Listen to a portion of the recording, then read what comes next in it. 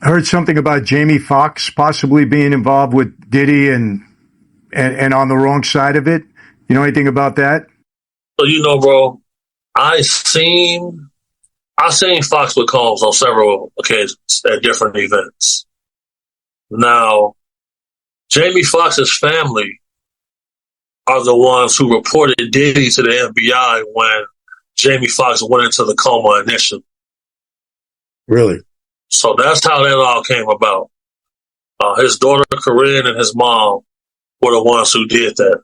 And when people come and they ask Jamie on the street, he doesn't deny it. So, at the end of his comedy special on Netflix, at the live taping, he said out of his mouth that Combs is the person who poisoned them and put them in a coma. He said, I asked my partner for an Advil. He handed me the Advil. I woke up 22 days later. Yeah. Now, if you somebody knowing that, look, I got an indictment pending, I might need to start cleaning up my surroundings. You know how that go. Yeah. And let me ask you this. What would be the purpose, and this I've heard many times, that Diddy had people sign NDAs when they came into the party, which if there was criminal activity going on, the NDA doesn't mean anything. And Diddy should have known that. But what do you think his purpose in that was? Just to try to get into people's head that you can't talk about this? Or? Well, Michael, I'll tell you, non-disclosure agreements at celebrity who's parties is something that's taking place on a daily basis. Been taking place like that for years. Simply because I know for a fact that in Combs' NDA, you can't say anything about what you've seen or partook in at the party until 20 years after he's dead. And so,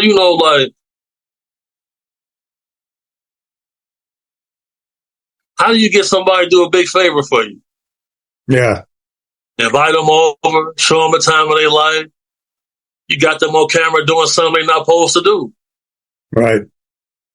You put that call in for that favor. Hey, buddy, remember that day I really need to get this person right here signed to this person. Or I really need to get this person to stop speaking on that radio channel about me negative. That's how it happened.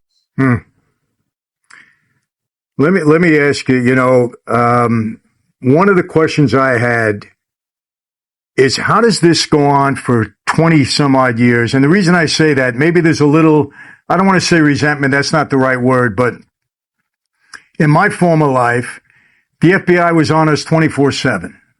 We were I was indicted 7 times. I was arrested 18 times. I went to trial 5 times. I had 2 federal racketeering cases, 1 state. They were on me constantly. And look, I was a criminal. I was doing what I was doing, but I wasn't doing these kind of parties or anything like that. What I'm saying is, how does this go unnoticed or unbothered, I would say, for 20 years? So my first reaction is, this guy must be an informant. He must be doing something with the government. This is my thought. I have nothing to back that up, until Suge said to me that Diddy's been an informant for years. Right. What's your thought on that? Okay, so my thoughts on this is this. In your situation, you were making millions. And they... This OB Media, Big Homie goes crazy, and he said that Diddy poisoned Jamie Foxx and put him in a coma, allegedly. Man, Diddy was really a monster. He was trying to silence Jamie. So a lot of people was saying for a long time that Diddy was an informant. He was working for the feds. So a lot of people never thought that he would have ever got taken down for all of the bullshit that he has done. But he was trying to kill Jamie, and Jamie survived. So Diddy was trying to cover all of the skeletons that are in his closet. But everything is unraveling. He had to go to jail for all of the bullshit that he been doing in this industry. We had to hold him accountable. But it is what it is, man. You need to watch a full video. Let's get it. Couldn't really prove that you was doing it legally. Right. So they were out to prove that you were doing it illegally. You're exactly right. With Combs, They know how he's making his millions. So it's like, okay, we're not going to be able to go after him for taxes. We're not going to be able to go after him for operating a criminal syndicate that's doing racketeering as the source of income. And then you're operating in a network of people where, he was the middleman. He's the party guy for the guys who really got the money. Because none of these problems started for him until he went after the liquor company that owned Ciroc. We all thought he was part owner of Ciroc. Mm-hmm. The moment he won that lawsuit, shortly after that, he sold Revolt TV. Revolt TV was his baby. It's his own network. He worked hard on that. So when I saw he sold that to his buddy, I'm like, all right now. Word just came down. They coming after him. Because you got those big corporations, you got 5 or 6, you probably got 2 billionaires, a couple hundred millionaires on the board of directors. On Combs' board of directors, it's just him. Nobody on his board of directors is going to be a real affluence to the point where, they can really go and donate to a presidential campaign or something like that. So, Combs felt like he was bigger than the program.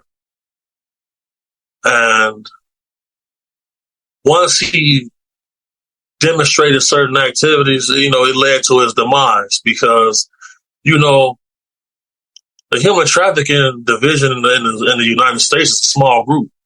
Yeah. So that's why after Combs went down, you seen the guy Reeves from Abercrombie. You see what happens down by Disneyland. They working hand in hand with other groups of law enforcement to combat this. It's $11 billion a year industry. Yeah. People want to blame the majority of it on the 5% of celebrity culture. That's not the majority that's making the purchases. You can sell a kilo one time. You can sell a kid 100 times. So, once they was able to see that he violated interstate commerce laws by flying underage people on planes for sex and stuff like that, that's what led to his demise. And then once he was off the street, people feel safe now. He's a dangerous person. He's not a pushover. His name's associated with murders, various assaults, explosives in someone's vehicle. Feds say they got him actively while under indictment, calling witnesses, trying to get them to change their story. They told him, you can stay on the street as long as you're not calling witnesses and your private jet is in 2 different states. This guy standing on the street with a sucker. Yeah. And a group of young girls, they're excited to see him. Then that plane came to New York. They picked him up. They picked him up immediately.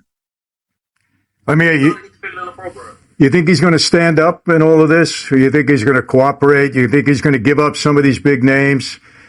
Yeah. Hey, listen, I'll tell you this, homie. I was in the exact same prison on the same, it should be a jail rather. I was in the jail where Epstein was. I was on that tier. I was in those cells.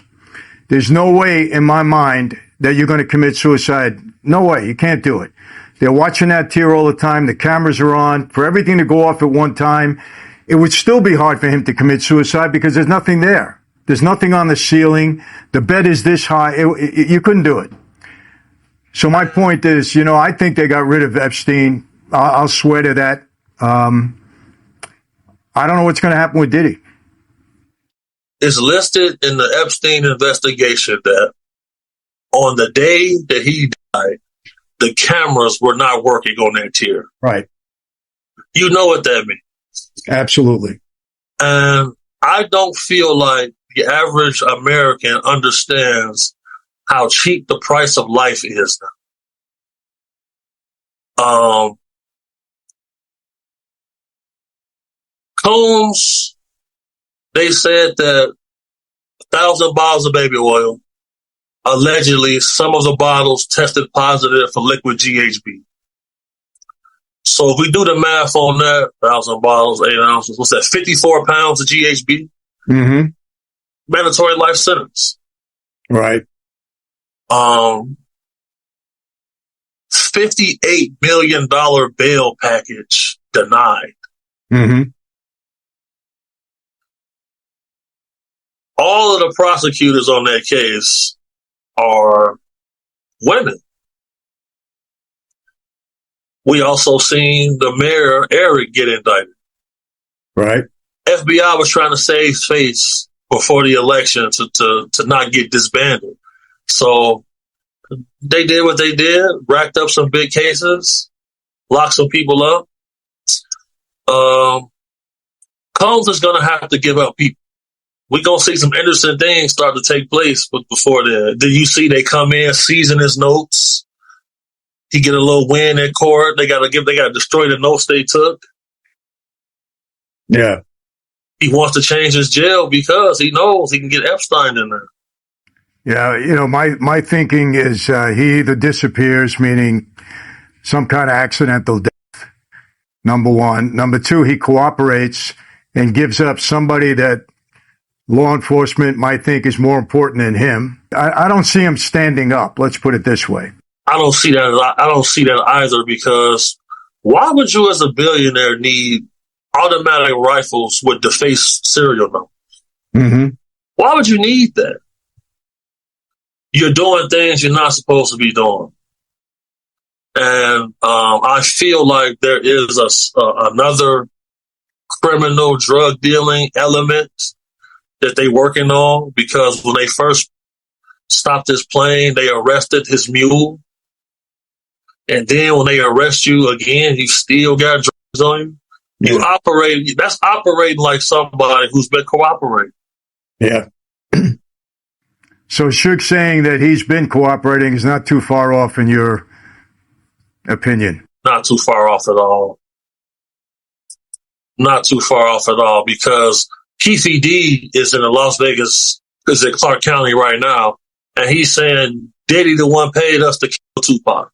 Really? Yeah, he did say that, yeah. Saying, allegedly the feds have a list of people that he's responsible for their demise. Mm-hmm.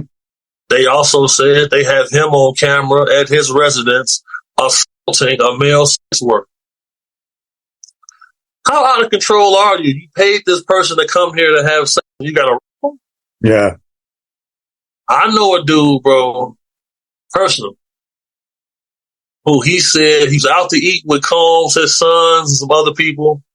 And the topic came up, how much money would it cost for you to suck a penis? He said, man, I need at least $100,000. He said to me, Combs said $100,000? Right now. You would do it. And he said, man, I was just playing. But he said Combs wasn't playing. Guy's a deviant without a doubt. Absolutely. Absolutely. It's amazing. As much as I've seen and been through in my life and witnessed, I don't understand how somebody gets this crazy and out of control. I'm telling you, it's the ecstasy. Gotta be. Brother, I promise you. I distinctly remember what the streets of Chicago were like before everyone was taking ecstasy on a weekend. Then it went to now people are using this as a daily habit. Guys I thought were upstanding was getting caught with trans people. Mm. I seen this firsthand. I remember what the streets was like before the internet. I remember before the pills became a thing. It definitely played a role for sure. And and I always say this, like a man who's not raised with like some sort of gangster principles, only thing he really has to believe in is his wants and needs. Being in your position, being in my position, when you want to form a leadership, there's certain things you can't do. Because, they call me big homie. You got to earn that. So, I can't be doing the same thing the little homies is doing. Right. When they in the living room talking to the females, I'm in the room with the door closed, because then now the lines get blurred now. Mm-hmm. Are you one of us or are you our leader?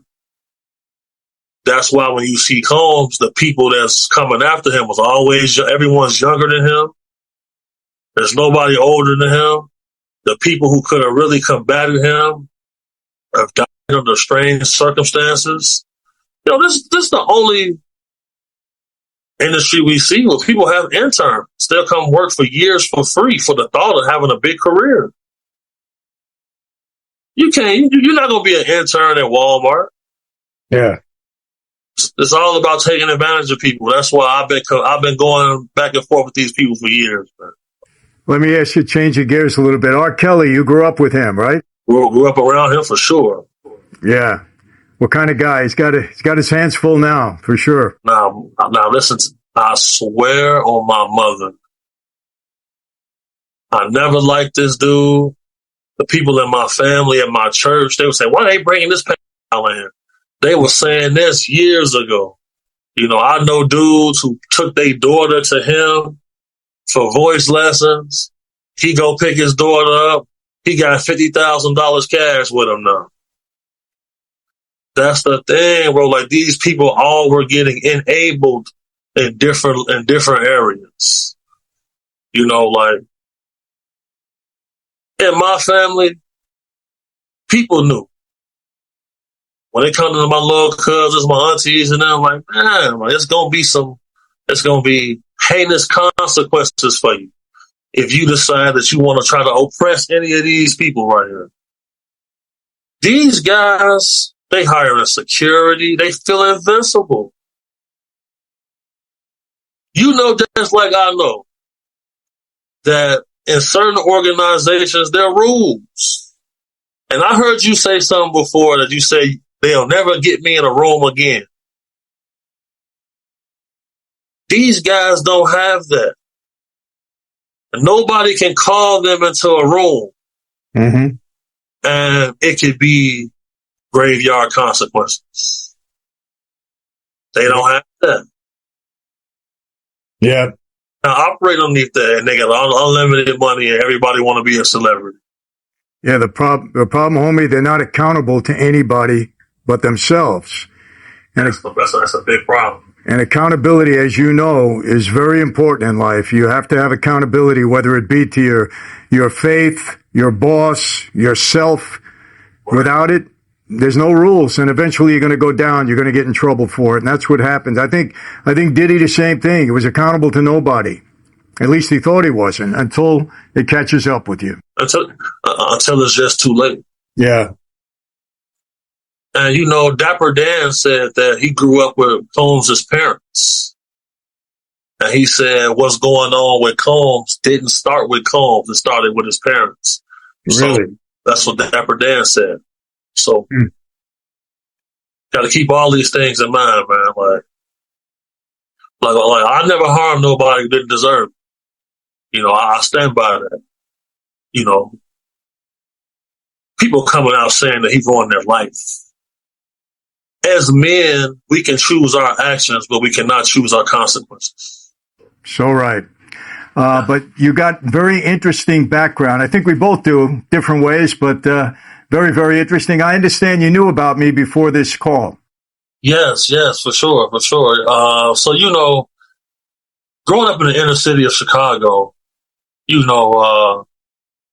Italian culture, Sicilian culture, those type of things are very prevalent in the city.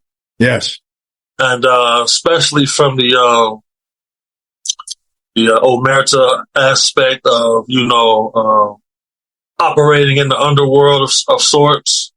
A lot of Chicago black street organizations mimicked and modeled themselves based off what they seen you guys doing, mostly on a theatrical standpoint, though.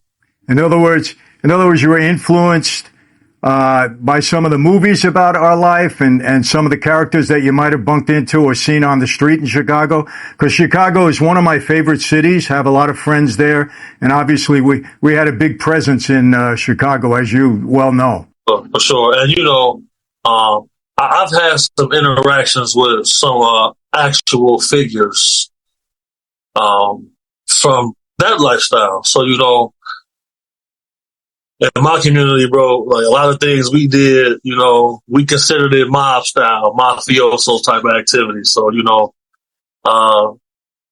definitely honored to be here. Thanks to my boy Reese for locking this in. And I did my 10,000 hours of research for sure. Man, this interview was interesting, man. They're saying that Diddy thought he was untouchable, so he continued to do crimes. But when he go against that liquor company, that is where his whole enterprise come crashing down. And then that Cassie footage came out, and he was beating the shit out of this girl. So a lot of people are saying that Diddy was always a dangerous guy. So a lot of people were saying that he was an informant and he was gonna never go to jail. Ooh, Diddy is not gonna go to jail. So a lot of people are saying that Diddy lose all of the power. He can't control the industry no more. So he had to be the fall guy. All of these celebs know what was going on. They were attending the party, but Diddy was trying to silence Jamie Foxx. That's why he gave him something to drink. He poisoned him. So a lot of this shit that been going on in this industry, a lot of people are getting killed and you don't know what happened to them. And they're getting pneumonia, all type of diseases. Man, shit been crazy since the 90s, man.